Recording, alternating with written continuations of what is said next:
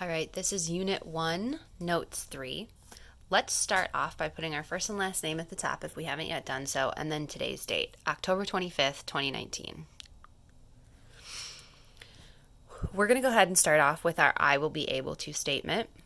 Our statement for this week, or next week, is I will be able to create a box and whisker plot given a set of data. So we're going to start this off by reading through the example and then going through the steps.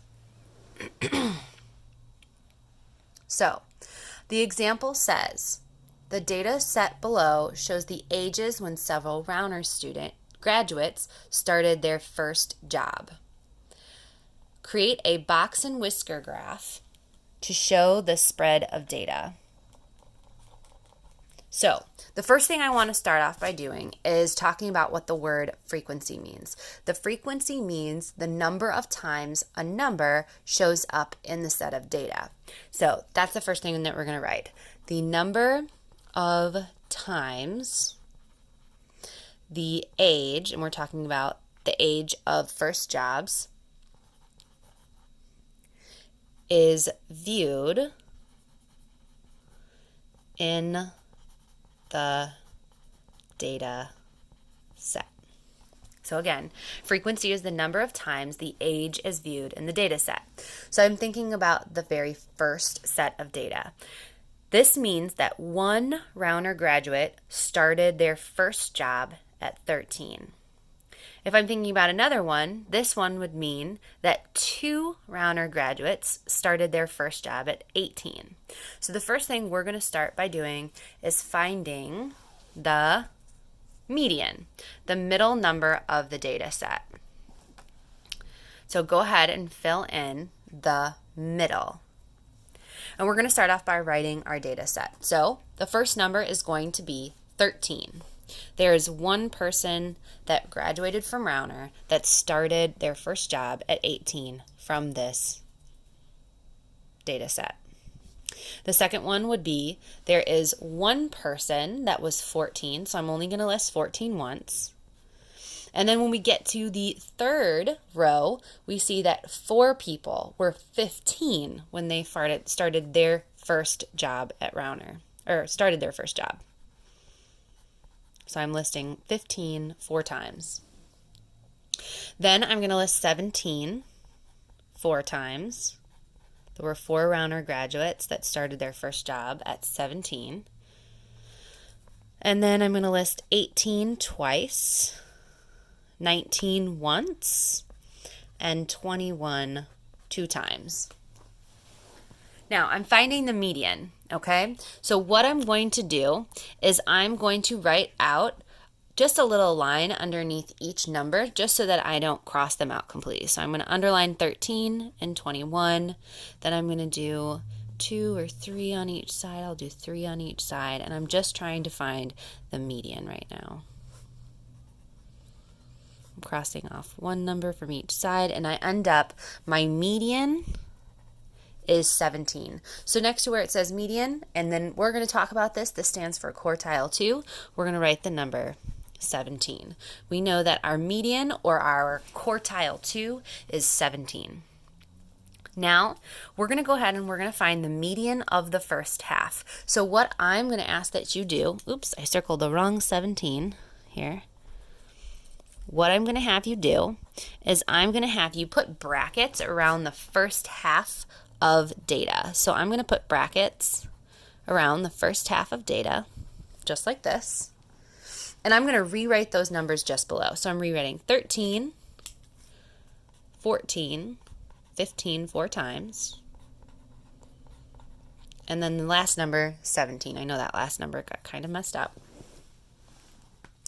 And now we're going to find the median of the first half. Okay, so the same idea, I'm going to cross out or underline one number on each side until I find the median of the first half. And I found it, the median of the first half, I'm going to circle it, would be 15. And then I'm going to do the same exact thing as I did here, but I'm going to do it to the second half of data. So I want you to put brackets around the second half of data. so that when you're doing this at home, you know what the first half and the second half is. Okay? So now I'm going to rewrite that second half of data under where it says number 3. So I'm writing 17 twice, 18 twice, 19, 21 twice. And then same idea, I'm finding the median of the second half, and the median of the second half would then be 18. I'm going to circle 18, and then I'm going to write it right next to median of the second half, or we also call that quartile 1.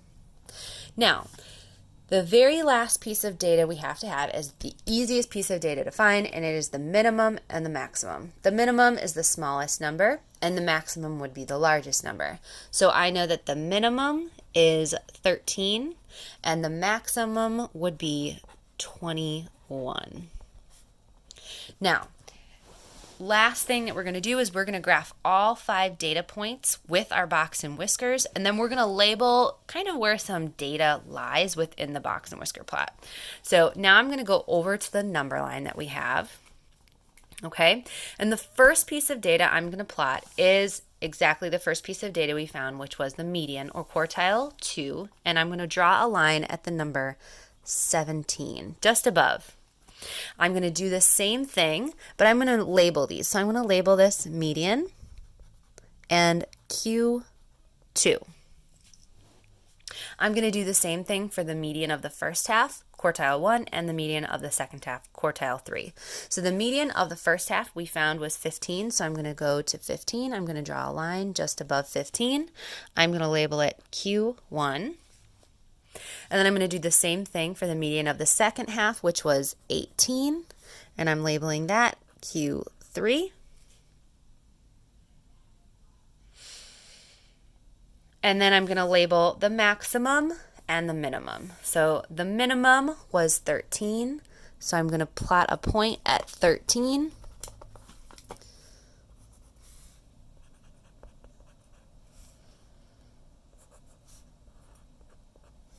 And I'm also going to plot a point at the maximum, which was 21. And I'm just going to label these. And then here's where the box and whisker comes in. I'm going to box in from quartile 1 to quartile 3, and then I'm making my whiskers to my maximum and to my minimum.